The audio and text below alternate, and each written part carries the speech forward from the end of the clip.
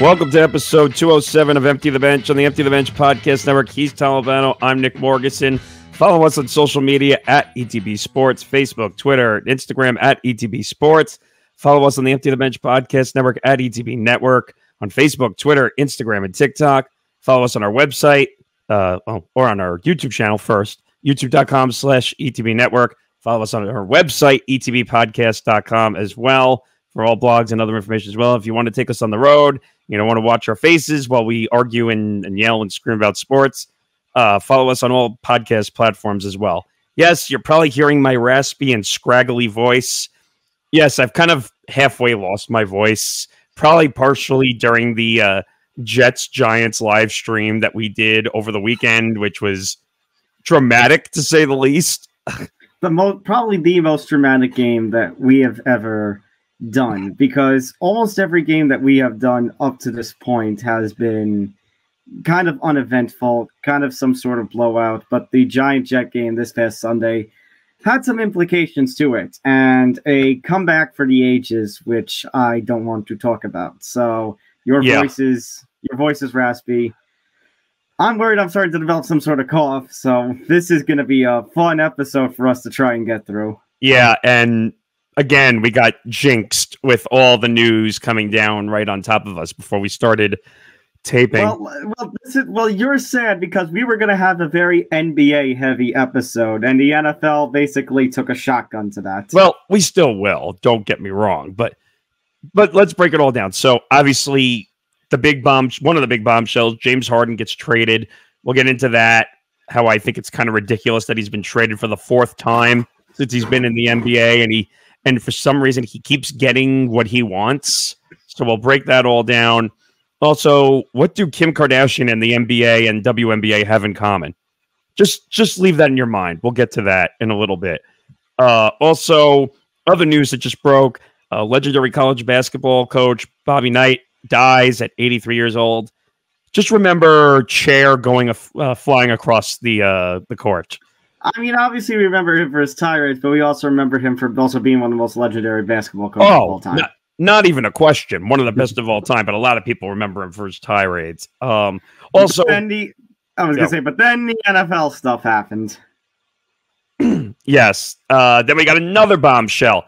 The Raiders basically pulled a 2003 Marlins and basically just... You're fired. You're fired. You're fired. They basically Oprah Winfrey'd the audience without giving them, expensive cars or gifts. They got pink slips. Yeah. And then also investigation time. We haven't done this in quite a while. The Arizona Cardinals are being investigated for, you guessed it, an abusive situation again. So we'll break that all down. NFL trade deadline moves, not really a lot of... I mean, we had some notable action, but none of the big stars, Derrick Henry, Saquon, Kirk Cousins, end up getting moved. Kirk Cousins couldn't even be moved because not just of his no-trade clause, but on Sunday, he manages to pull the same injury that Aaron Rodgers had. His season is done. We'll talk about what the Vikings did in response. The Bills actually not pulling a running back from the trade market, pulling one for free agency. Did you forget that Leonard Fournette hadn't been signed up to this point? Well, now he is. He is part of Buffalo's roster, part of their practice squad, probably going to end up being elevated to their roster at some point. Thursday Night Football this week, we got the Titans and the Steelers coming up tonight. And actually, one other story coming from the world of hockey. The WHL making some changes after the tragic and sudden passing of Adam Johnson. Yeah, so we got a lot to get into, so we're not going to waste any more time. Let's get right into the original bombshell. Actually, I should want to clarify something just in case. So let's break a fourth wall for a second. We're recording this at 7:37 p.m. Eastern right now on Wednesday night. So the World Series Game 5 has not started. And obviously, we don't know as of this point if the Rangers have won the World Series or not. So to play it safe, we are not going to have any World Series talk at this point.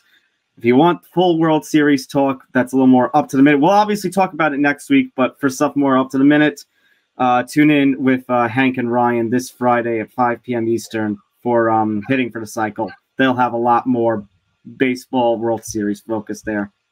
Yeah, I mean, we could say so far Rangers domination pretty much is what's gone on so far. I mean, it's been competitive. It definitely was competitive. You had the Rangers winning in dramatic fashion in Game 1, thanks to Garcia pulling off an unbelievable walk-off home run, which will go down now in World Series memory books. The Diamondbacks come storming back in Game 2, and you'd think losing Garcia and Scherzer was going to be a bit of a blow, but they've managed to hold their own, and they completely dominated them in Game 4, so... But will that be an official blow now that they're out for the full series? I think the Rangers, by the time this airs, I think they will be World Series champions. That's just my guess. I think you did predict 5 games. You did predict 5. So hey, maybe I had the genie and I rubbed it and I got the wish correct. But excuse me. But let's get into the original bombshell that broke at about 2:40 a.m. Tuesday morning, which was the 76ers trading James Harden to the Clippers. Hold on one second. Did you say James Harden's name? Well, yeah, that too. Well, he acts like he's fat in life, but he's really not. Well, hold on. So, because you're saying the 76ers actually managed to pull off the trade after saying they weren't going to trade him to the Clippers, they actually managed to. So, are you then saying, Mr. Morgasen, that... He's a liar? Yep. Yeah. Well, I don't know if I would say he's a liar. That's a strong word, but I think Daryl Morey finally said, you know what? As much as I loved him in Houston, and then I got to take a new job in the 76ers and I brought him here, I think basically Daryl Morey said, enough of you, you fucking piece of shit. I'm done. And you know what? If kids are listening, turn it off now because I'm going to be nasty about James Harden. You've already been nasty about James Harden, so that's not saying much. And I even said in a quote tweet after I put the video out, I said, I gave you the credit because you're the one who's been saying that James Harden is the most overrated player in the NBA. I've been calling him overrated for the last 6 or 7 years, yes. I would say his whole career, but that's neither here nor there. I mean, he doesn't play any defense. We've only been on the air 6 or 7 years, Nick. What? I said we've only been on the air 6 or 7 years. Oh, but I mean, I've been watching his whole career. I would say he's been most overrated player in the NBA since he's entered the NBA. He's more worried about his dinner reservations and traveling all over the world and getting fat than worrying about playing. Damn it, I wasn't ready for that. Sounds like a bad version of CeeLo Green, by the way. But my point is that this massive deal happens, and I'm trying to find the trade because I can't find it at the moment. But it was a lot of excuse me, as my voice is breaking like crazy. A bunch of moving pieces that were basically made to make the salary cap work. That's pretty much what happened. So the full deal was the 76ers sending Harden, PJ Tucker, and Philip Petrusev to the Clippers for Marcus Morris, Robert Covington, Nick Batum, KJ Martin, a 2028 unprotected first-round pick, 2 second-round picks, a 2029 pick swap, and an additional first-round pick from the Oklahoma City Thunder. How? How does this keep happening? I actually have to give Daryl Morey credit. Congratulations, Mr. Morey. You have managed to fleece Los Angeles. Well, here's the problem. The Clippers were the only team desperately left to take him off your hands. I know, but I have no idea why the Clippers would want a player who is just filled emotional damage. It's a good point. I didn't even think about that. And actually, here's some other... So Bobby Marks, who is a front office insider for ESPN, broke it down. One, Philadelphia created almost $7 million in space and almost $600,000 in a trade exception. They used 110% trade player exception and are not hard capped by this deal, which is incredible, by the way. Second, the Clippers sent out about $3.1 million in cash, 2 to Philadelphia, 1.1 to Oklahoma City. Note, a team over the second apron is allowed to send cash in a trade this season. Starting in the 2024 season, the second apron teams cannot send cash. Third, the contracts of Robert Covington, Nicholas Batum, KJ Martin, Marcus Morris, James Harden, PJ Tucker, Philippe Petrusev, which is a name that's been going around a lot in the past couple of days, cannot be aggregated and sent out with other contracts until January 1st. So there's a lot of moving pieces in this deal, and somehow James Harden manages to get what he wants for the fourth time. This guy who hasn't won anything, not a title. I don't know. Has he won a playoff series? I don't even know. Yeah, he's won a playoff series. Okay, but as they say, to get in the personal record book, you got to win a title. But I was going to say, but what sticks out in my mind is that Game 7 collapse with the Rockets when they couldn't land a single three-pointer for like 3 quarters. That was Harden and Chris Paul. Yeah. That's when Chris Paul was still in Houston, and that was supposed to be the big power team. That was supposed to be the team that was going to win it all. And they got destroyed. 10-time NBA All-Star, NBA MVP in 2018. And Nick, I would argue, I know we talked about the overrated stuff. I know, look, he might have been an assist leader this past season, might have been an all-star, but I feel like ever since that 2018 team, it's been downhill. Like a bad stock going down on the stock market. I mean, James Harden will always be overrated. He's never going to win a title. I'm willing to, and I know he's still got years on his career. I'm willing to stamp it, and we can, you know how they say, like, put a mark on this on an episode? I'm willing to say that he's never going to win an NBA title. So I'm actually not going to challenge that because, Nick, here is my question. And I think I've questioned this in the reports in previous reports about the Clippers being interested in the 76ers. First of all, I mean, somehow they managed to make it work where they didn't have to trade either Kawhi or PG-13. But let's think about this, Nick. You've got Kawhi Leonard, who has been Mr. Injury, Mr. Load Management for a couple of seasons now. And by his words towards Adam Silver and the new rules being implemented, he's basically implying that if he's not 100%, he'll continue to do it. Basically, kind of hinting there is a chance maybe he will continue load management. Even with the new rules that say you have to provide an actual, almost, and this is going to sound stupid, like a doctor's note, in a sense, saying I can't play. Mm-hmm. But there's that. No, hold on, because there's him. There's Paul George, who, if I can be really honest with you, Nick, his star has kind of faded for me. He's kind of faded in the background in this Los Angeles team. Yeah, Paul George, who was with the Pacers for most of his career, had really good teams. They made a lot of runs to the playoffs, including against my Nets, which they had really good series against. Gets traded to OKC, does nothing there.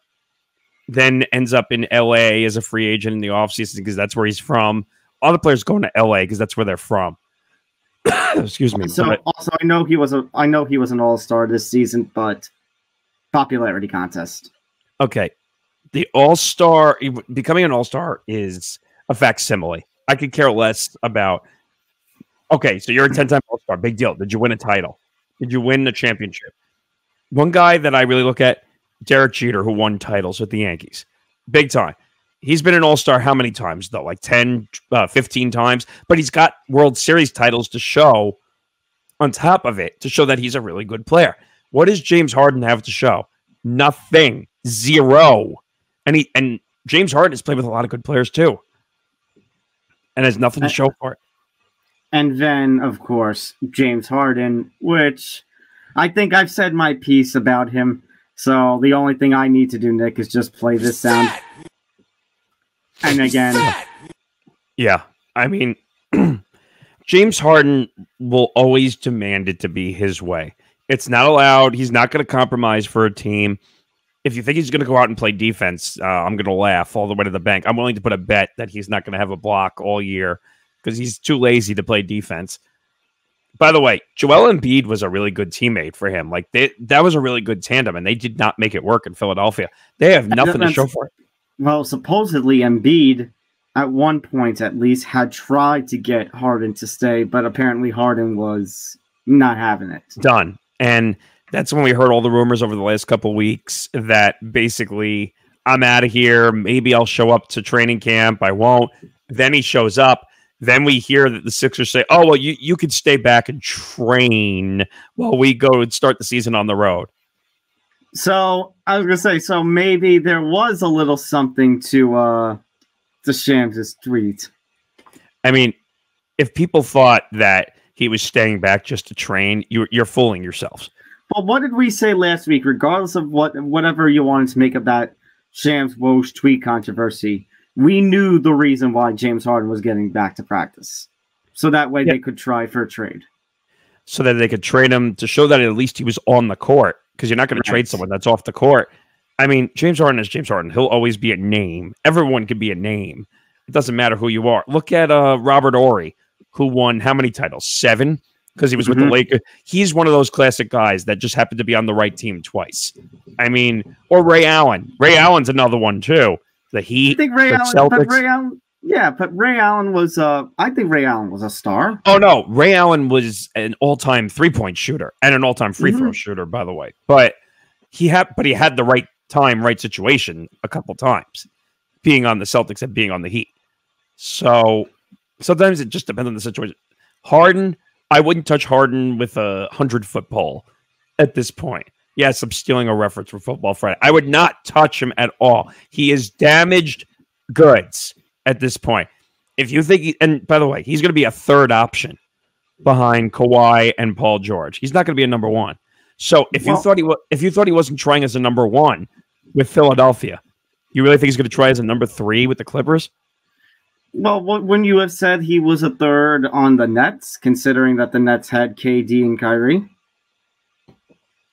I mean, in theory, this is going to sound controversial, but I would say Kyrie is the third of those 3 players. I think James Harden has more ability to score than Kyrie Irving does, but Kyrie can at least play a little bit of defense and spread the ball more than James Harden could. So, all right.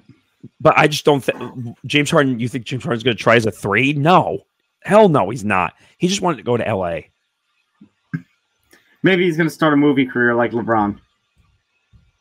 Oh, God forbid. He'll have to find characters that allow him to play lazy, because that's what he does on the court.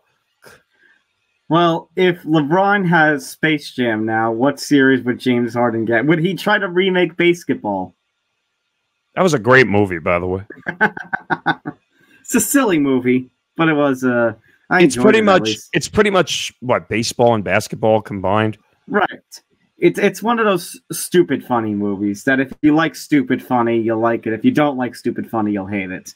Well, James Harden is basically stupid funny as a meme now, so I guess that fits the category.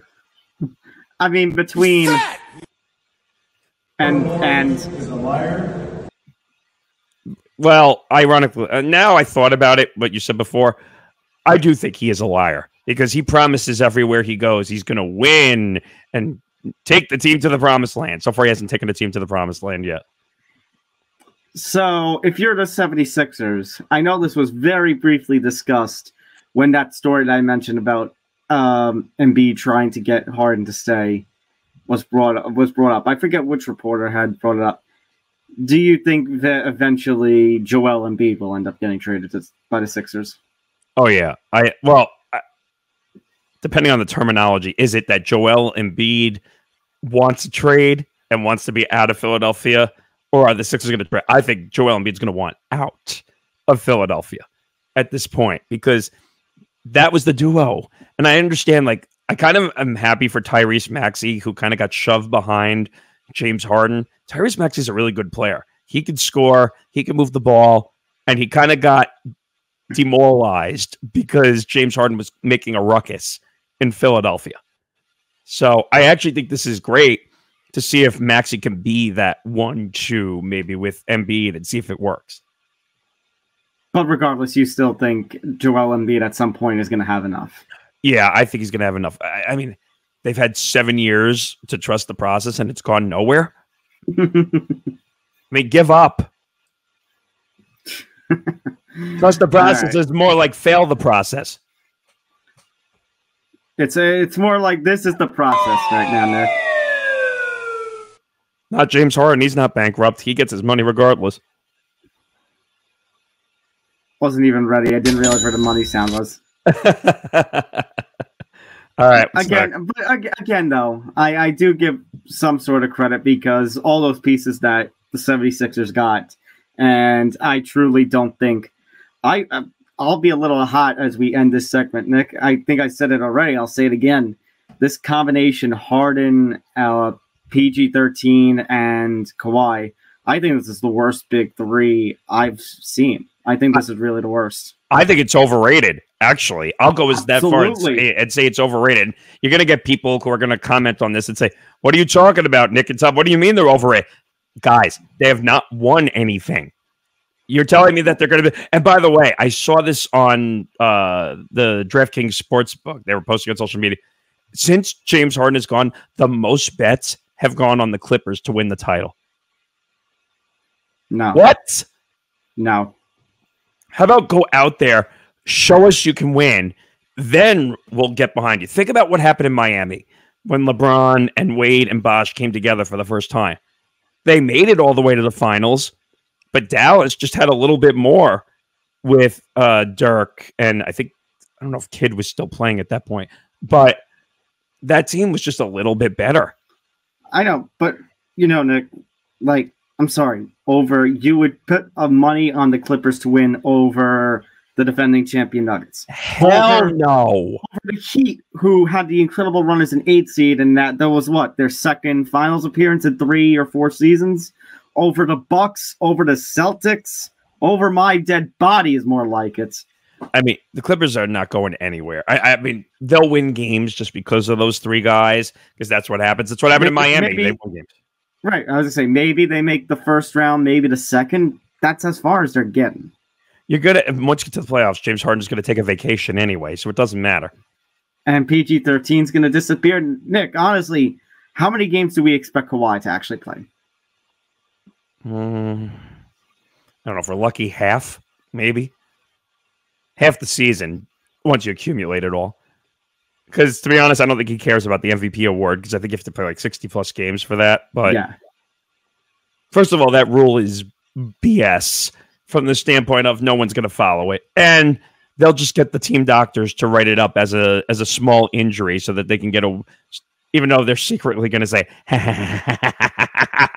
we got around it with load management. Yes! Load management. What sound effect would go best with load management here? I don't know. It's a good question. I don't know. Let's just move on. Okay. I think we're way over. No. I'm sorry. Hold on. One more. You know what, Nick? If this doesn't actually work out, I know a perfect trade partner that the Clippers could send James Harden to again. Guangdong Tigers. Ni hao! Ni hao! Ni hao! That joke's never going to get old, is it? With the amount of players we say should go to the Guangdong Tigers, the Guangdong Tigers could probably be the best basketball team in the world. They probably could compete against the NBA at that point. Probably. All right. Now I really want to grind your gears because you had a very hot take on social media about this story. Kim Kardashian Skims brand is now the official underwear partner of both the WNBA and the NBA. Now, let me be careful. I have to clarify one thing I said in the video because I forgot about the WNBA part of this when I commented on it. Even though I think I did mention it a little bit, I understand it from the WNBA point of view because it's women's National Basketball Association. So I guess that makes sense. For the men, though, I don't understand the connection, to be honest.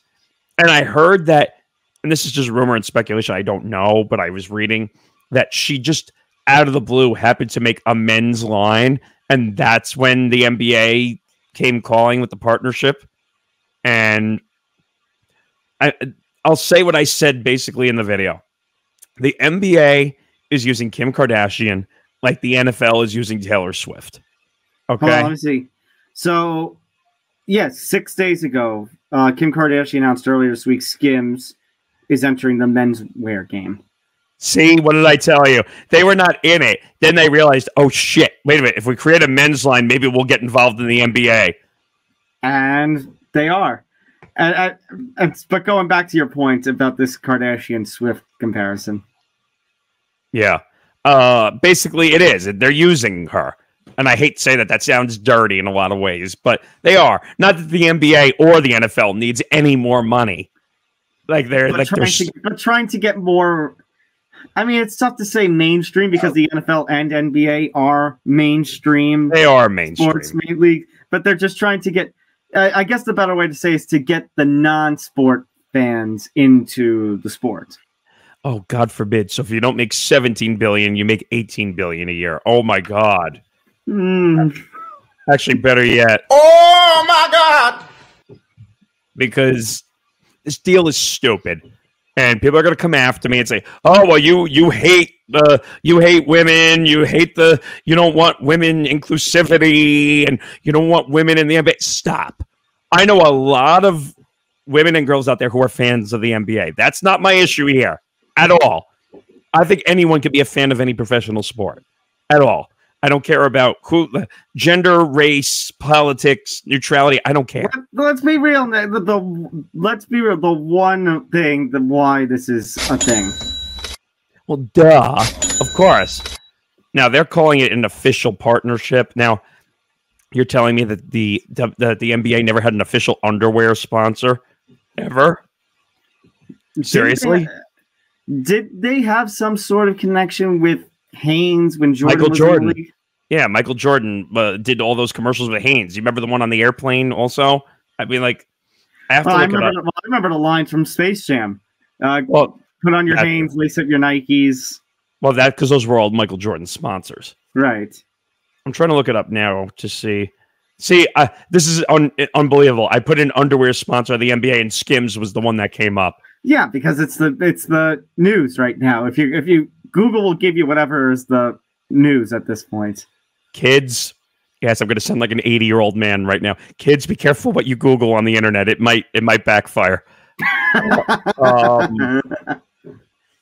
But I'm just trying to read more details on this deal because it doesn't make sense. Like, what are you accomplishing as the NBA by making this deal? Money.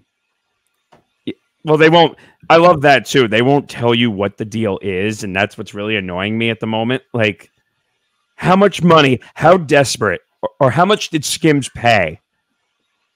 And when I say Skims, I mean Kim Kardashian. Because let's be real. I was gonna say. I think they're probably getting in exchange. The NBA and WNBA probably have to promote a new TV show for her to death.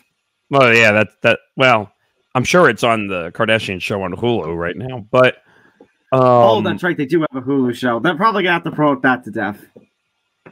It also, and according to Adam Silver, I just found, quote, Skims has quickly become one of the most culturally influential brands. Shut up, Adam. Shut up. Adam, how many times are you going to put your foot in your mouth? Please. You don't need this deal. Maybe he likes the taste of his own feet. I don't know. Well, no. Oh. He also goes on.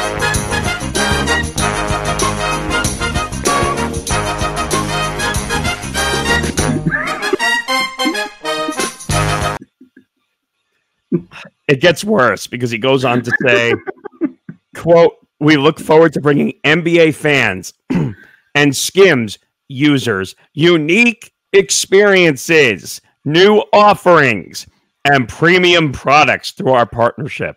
Oh my God, I think I know what's coming. We're gonna get Skims underwear that's gonna be affiliated with all 30 teams. Like you're gonna have Nets underwear, Nets underwear. Oh yeah, it's officially licensed Skims underwear. And you know what's going to happen at all the... How many teams are there? 32? 30. Or 30? Oi, 30. My brain's a little clouded at the moment. Supposedly, after the next TV rights deal, Silver is going to try and get to 32. Well, they're talking about getting the Supersonics back. But here's the idea, and I'm going to say it first because then they're going to steal it from me. So I already know what's going to happen. All right. Instead of T-shirt cannons, you're going to get Skims cannons, and they're going to and they're going to and instead of t-shirt cannons where everyone gets up and waves and oh my god, they're going to fire Skims products out of the t-shirt cannons. Underwear for you. Underwear for you. Underwear for you.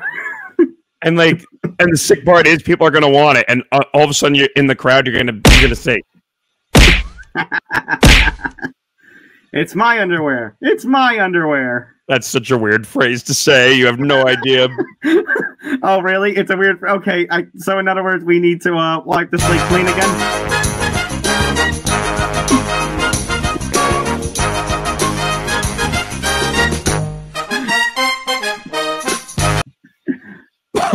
I mean, it gets better. I can keep reading. I mean, how many times are we going to play the pyramid song?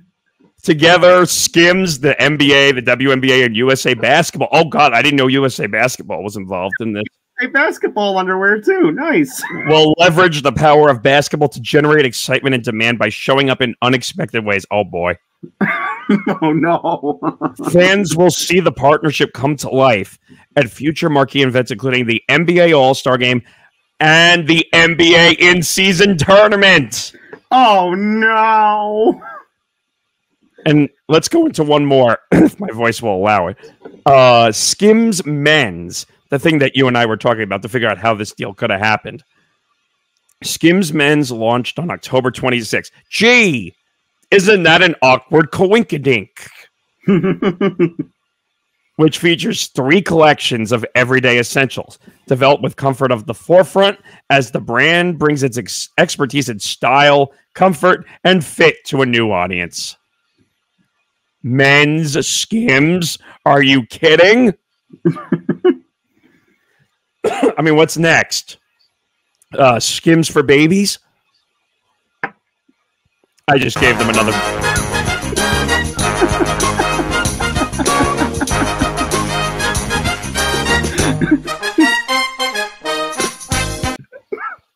Oh. Can you stop giving them ideas, and can you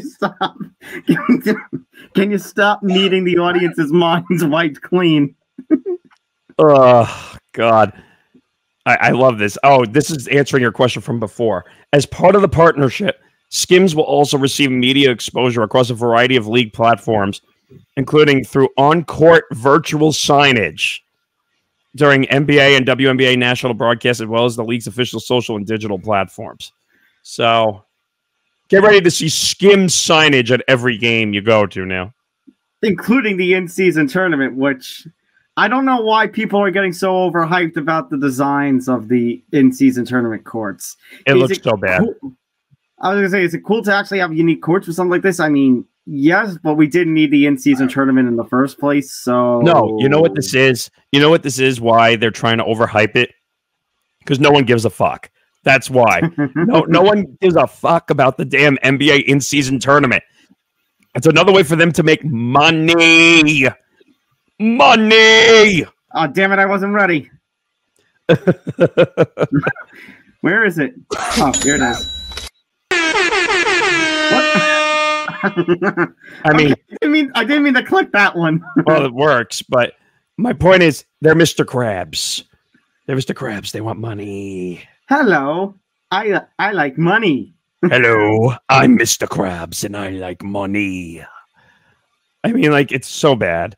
It's a desperate attempt, like you said before, for the NBA to reach the female targeted demographic.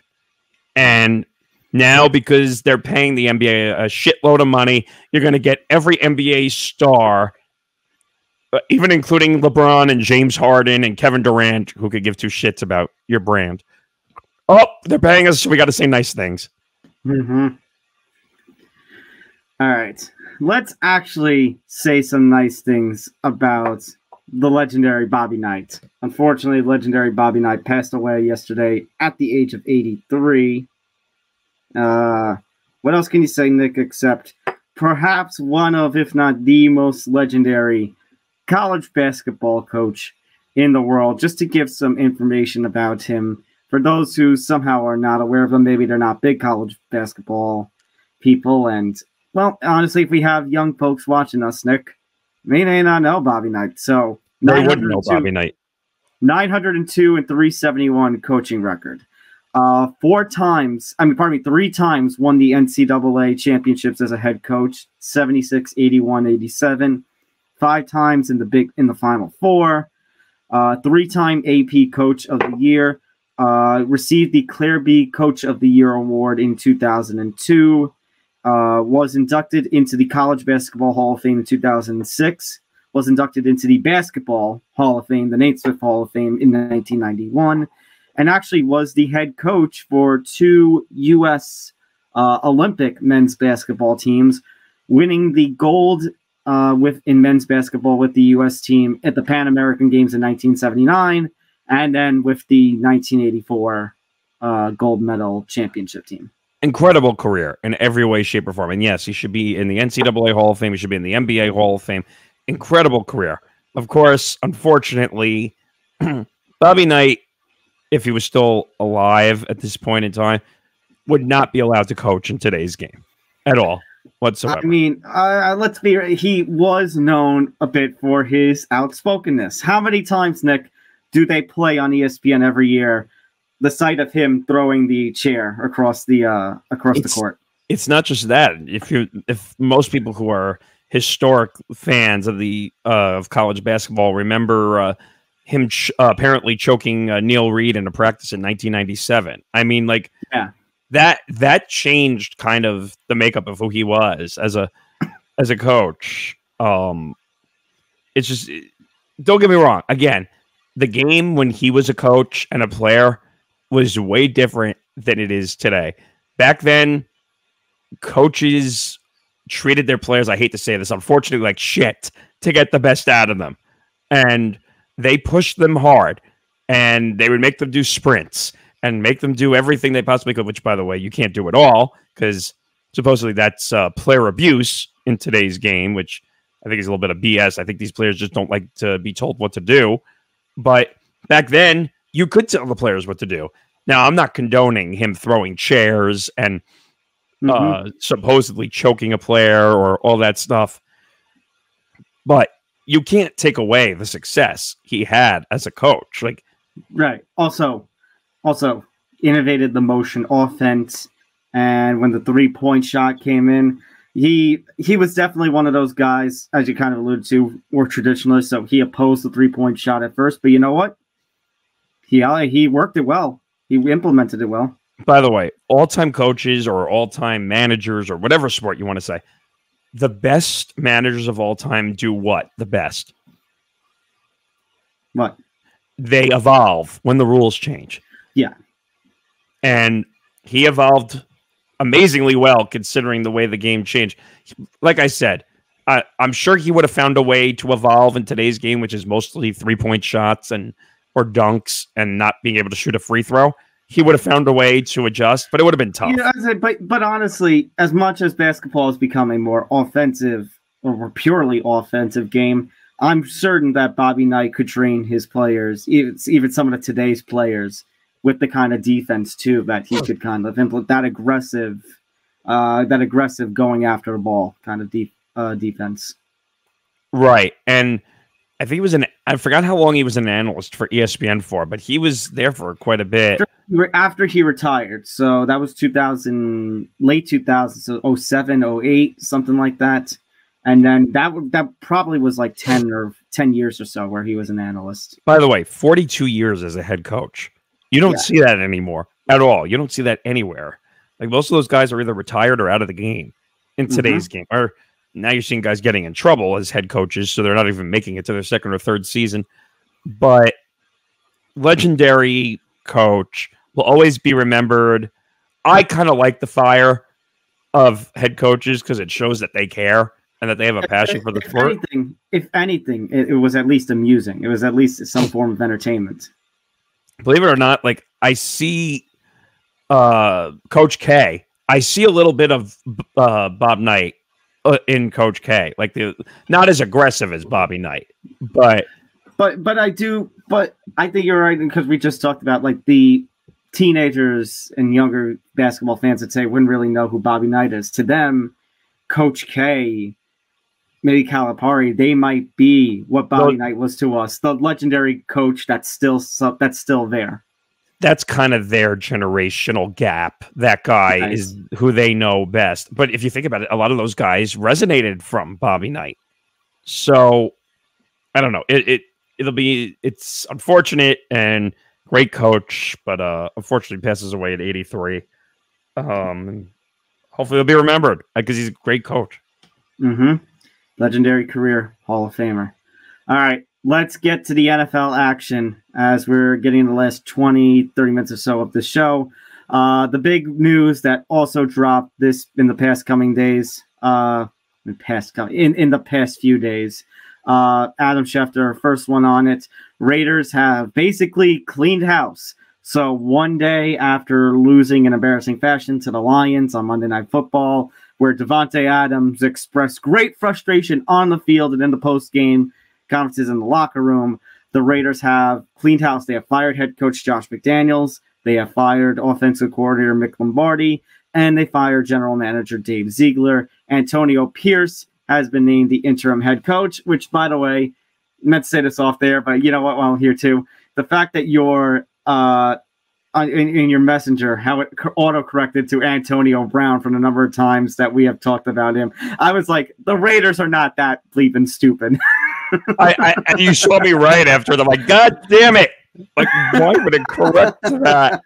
But just hold your ears because I have to play this to explain the reference. But basically, the Raiders basically went and did this. Oops, I almost played the wrong one.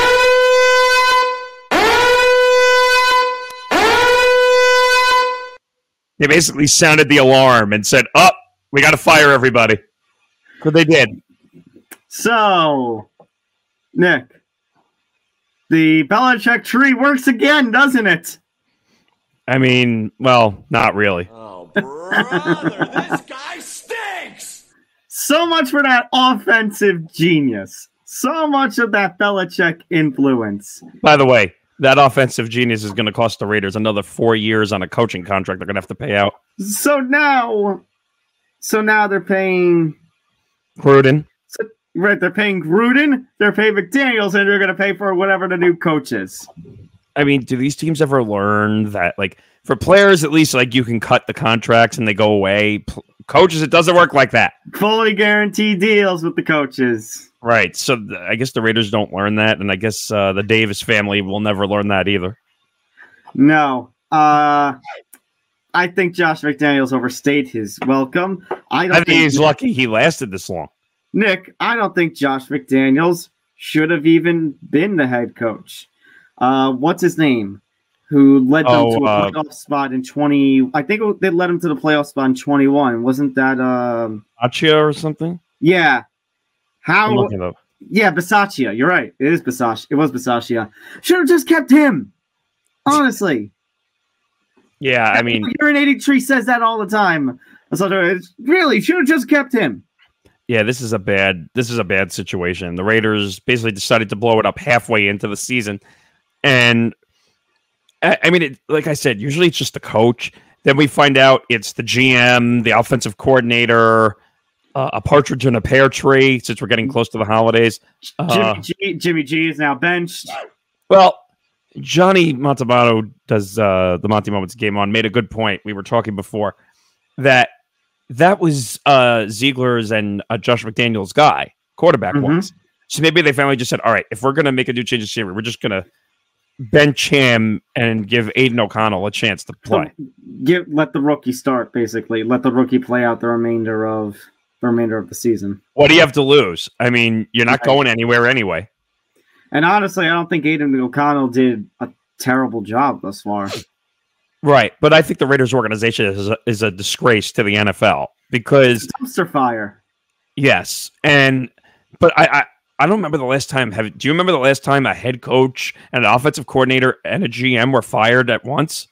In the middle of the season. Wait, right. Nick, we're just reaching week 9 now. Week 9 is the halfway point, so we didn't even get to the full halfway point of the season, and that's a scary notion to think that we're halfway through the season too. But that's no, Nick. We didn't even. We're just getting to the halfway point now, and they fired all 3 guys. Well, they were saying that Davis basically said, "I'm done. I need to get away from this." And well, why didn't you do that before the season if you knew that was going to happen? You really thought the Raiders were going to be competitive?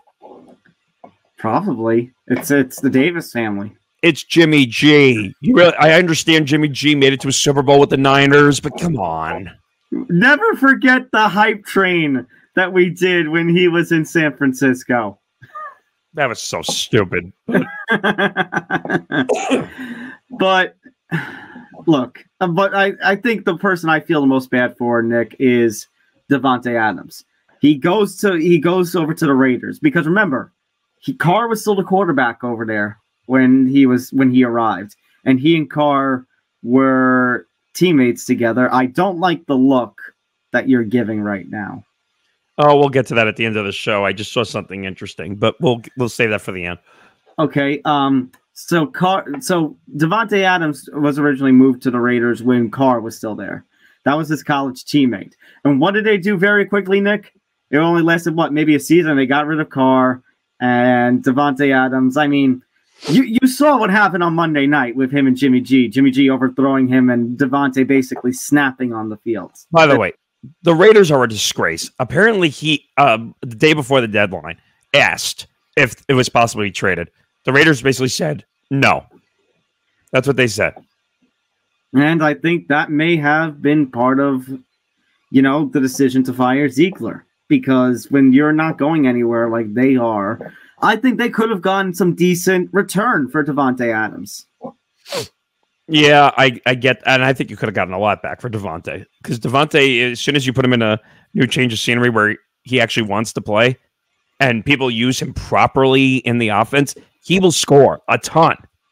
Like, think about it with Aaron Rodgers in Green Bay. How many times they made the connection?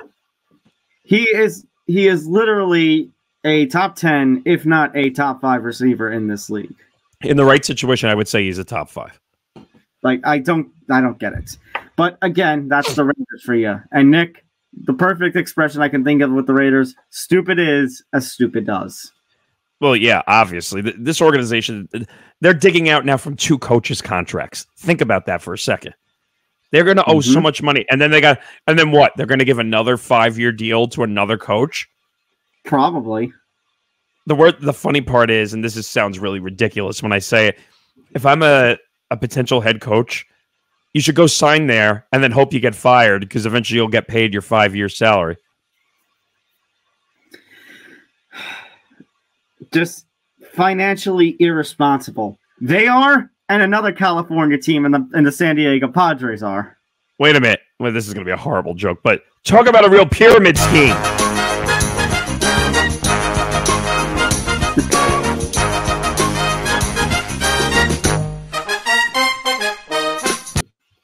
So, yeah, I had to get that out of the way. Okay, continue. I feel like that's going to be the theme song for our show now.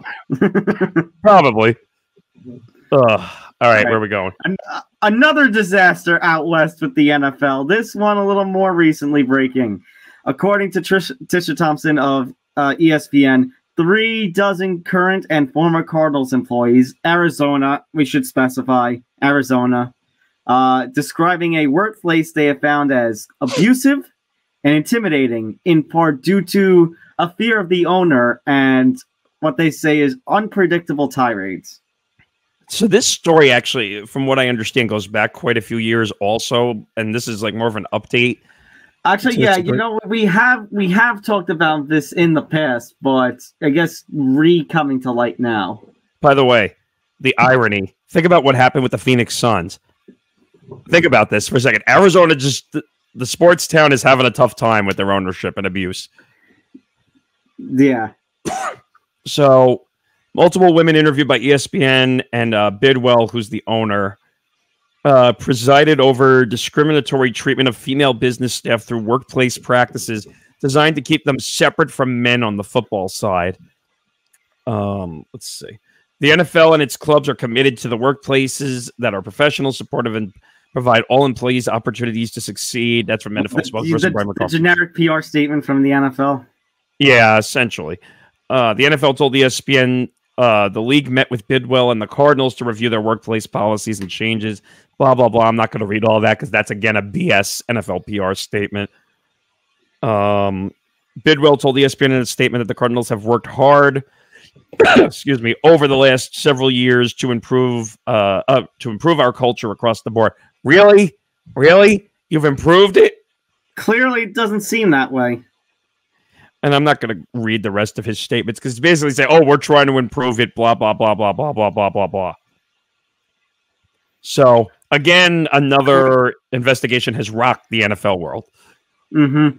I was gonna say I was gonna make a more worse than G motion, but you know what? I don't want us to get. I don't want YouTube gods to come striking down on us. Yeah, no, don't do that. I'll just read the last part of the statement. Quote, "I'm confident that we have the right team in place and the commitment to continue on our path to building the best organization possible."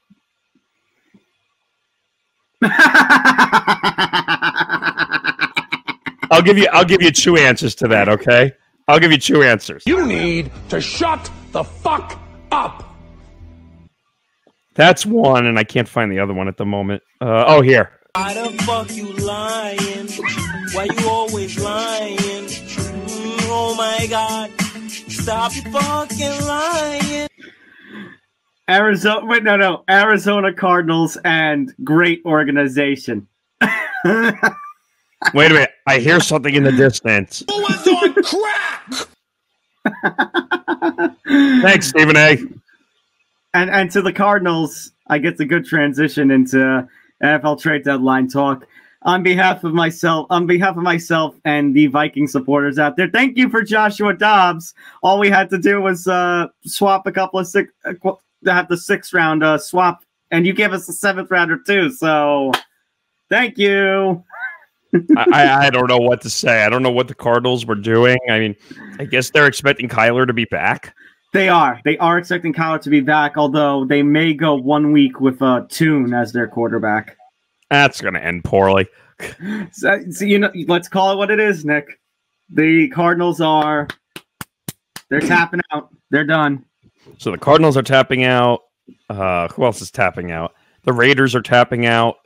They should have traded. No, it is what it is. But looking at some of the around the NFL trade deadline moves, Saquon was not traded. Derrick Henry was not traded. Kirk Cousins wasn't going to be traded anyways because of his no trade clause, but then he injures himself. So, by the way, the Titans are assholes, and I have no problem saying that because why are you holding on to Derrick Henry? You're going nowhere. Well, it's what I told you during our pre-show meeting, Nick. It feels like a lot of teams are being a lot more, clutchy with their stars, even if, they're getting older and more injured, or their contracts are coming up, or the whole Saquon situation. Like, a lot of teams are just being very clutchy with their star players. I'm looking this up now because now I want to know. His contract's up. His contract is up. Derrick Henry.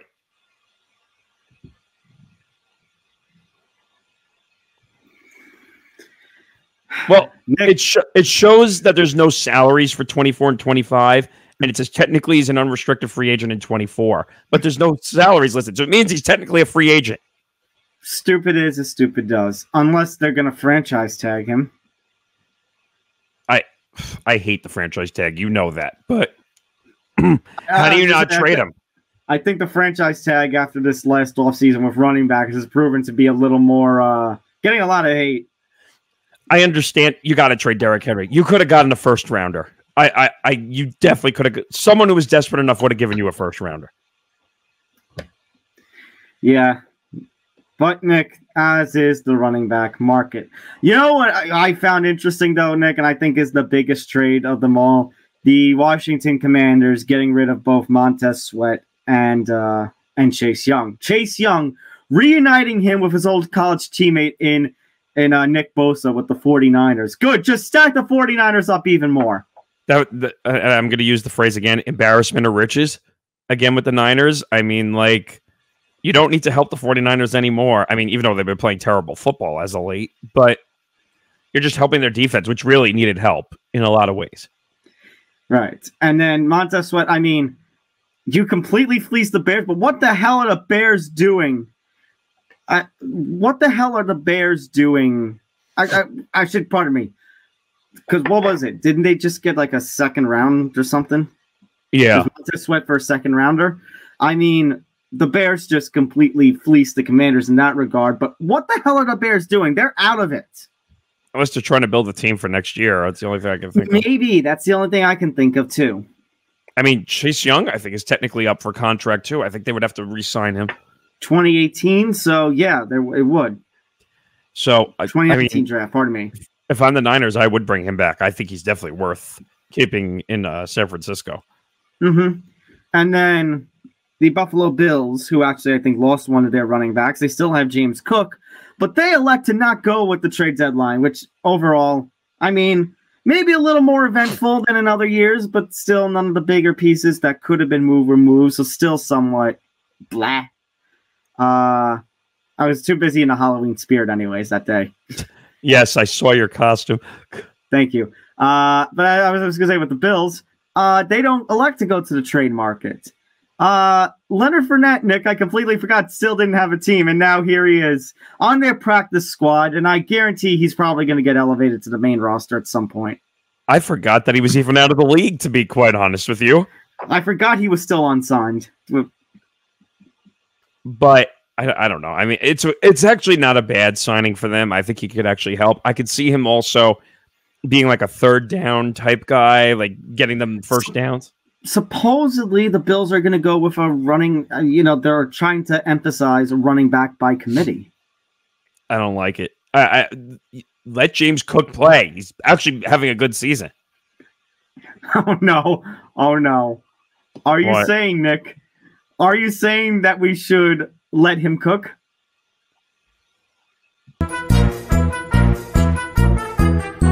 No, shut that off.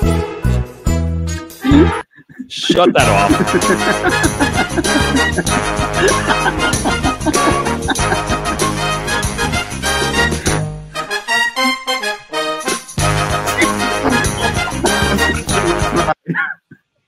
Oh, that's as bad as me, and I don't even have it right now. Oh,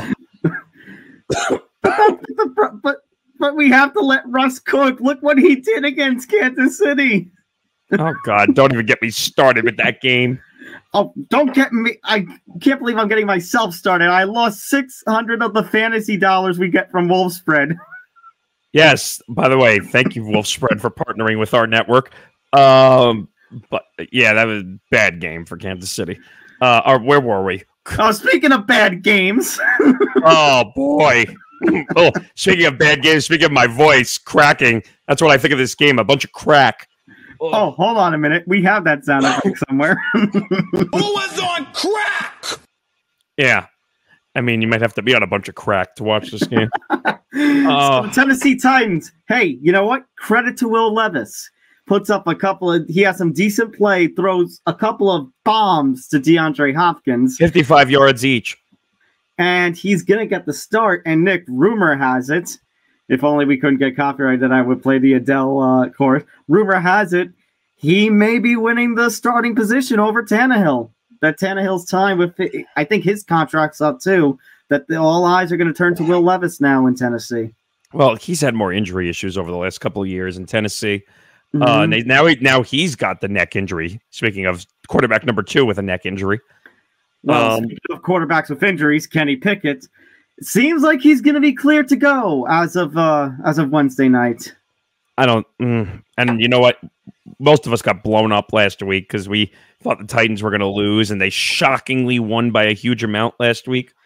And I mean, look, I get the Steelers can have a tough defense. I know that, they always manage to find a way, especially in games like this, Nick. But this might sound a little extreme. It's a little bit of a take, but I was okay with Will Levis last week. I'm going to put my trust in Will Levis. I'm saying upset special. I'm going Titans.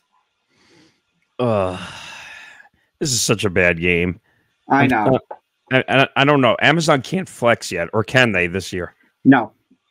That's next year. Okay. I think that's next year. Yeah, the Titans actually showed me with Will Levis they can actually get the ball down the field. And by the way, were you surprised that the 2 deep throws by Levis going 55 yards? I did not expect him in anything like that. Actually, by the way, it can be for this season, but it's weeks 13 to 17. It's the last 5 Thursday night footballs. All right, so it's early. Yeah, I'm with you. I'm going to take the Titans here in the upset. I think Levis is going to come out. I think he's energized now that he's on the field. He can show what he can do. I think that, and now the Titans are showing what amazing value they got with him in the second round. Like, if he comes out and he's going to throw the football like that, cha-ching, you made the money. Value, way more value. Yeah, Titans +3. All right, we're both going with an upset on this one on Thursday night. Again, speaking of football, speaking of picks, speaking of Wolf spreads, make sure to tune in tomorrow, 12 noon Eastern, 9 a.m. Pacific for the next edition of Football Friday, sponsored by Wolf Spreads, in which we will give all our picks for this weekend's games, including the Frankfurt game.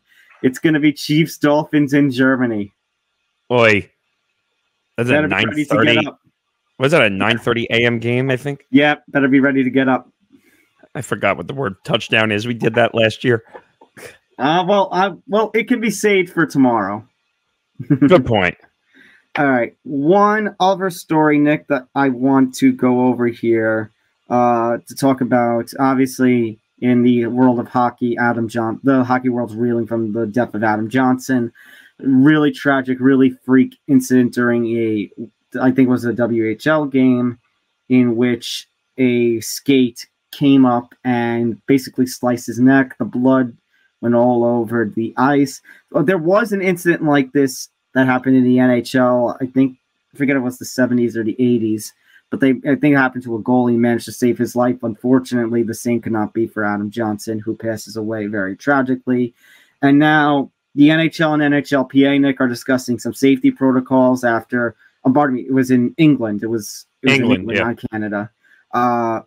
They are discussing about potential new safety protocols. The WHL in Canada actually making a change. The adoption, pardon me, all players have to wear neck gear. No question now. Yeah, I mean, and I hate this, and you and I have had this conversation many times, that why does it take an effing injury to provide these injury? In this case, it's a death. And I don't know if you agree or disagree with me in this whole conversation, because we've had this before. It shouldn't take injuries or death to put safety protocols in.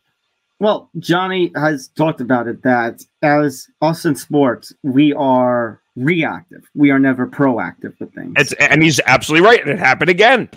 And I would say, Nick, that just is not the fact that it happens in sports. I think that's also just a comment about society. Society in general is just very reactive to things and not very proactive. And by the way, this is completely the right decision that the WHL and the NHLPA have made, but it shouldn't have come down to a death. It shouldn't have to. I'm curious to see. I was going to say you had the neck gear in play already. What would have happened? Now, I'm not saying. Now, let me be very careful, because I said could have. Yeah, no, but I'm saying to myself, like when I said that statement, let me be very careful that I'm not saying that the neck guard would have saved him, but maybe the neck guard could have deflected the hit rather than the skate going into his neck. So, who knows? But I am curious to see what the NHL and the NHLPA implement in the aftermath of this. I mean, I hope that they figure this out, and hopefully they can avoid these injuries, but it shouldn't have come down to a death. It's unfortunate, and our condolences go out to the family and friends of Adam Johnson, as well as Bobby Knight, who we already discussed early on the show. And that's going to do it for this edition of Empty the Bench. So make sure you hit that like button, subscribe, hit the notification bell so you get notified of everything here at the Empty the Bench Network. Closing in on 600 subscribers, so we thank you all for your support. So make sure you hit that subscribe. Subscribe to youtube.com/ETB Network. Make sure to follow us across social media. You can follow the show at ETB Sports, Facebook, X/Twitter, whatever you want to call it, and Instagram. And you can follow the network, the ETV Network, on Facebook, X/Twitter, Instagram, and TikTok at ETV Network. ETVpodcast.com for all the information about the network, as well as some blogs from some of our hosts and some other of our contributors. And don't forget to take the Empty the Bench Network on the road with you. If you want to listen to ETV Sports without seeing any of our ugly mugs, you can go to Acast and these other audio-only platforms. And if you are listening on those audio-only platforms, make sure you go to youtube.com/ETV Network, our home base, so you hit the subscribe and help support us in our goal, in our chases and milestones and so much more. And don't forget, you can also follow Nick and myself on social media at our personal handles, which you see on the under our name tags and Morgasen Radio. That's Thomas J. Albano. That's it. So for Nick Morgasen, I'm Tom Albano. We will see you next time here on Empty the Bench for episode 208. See you around, everyone. See you around, everybody. We'll see you next week.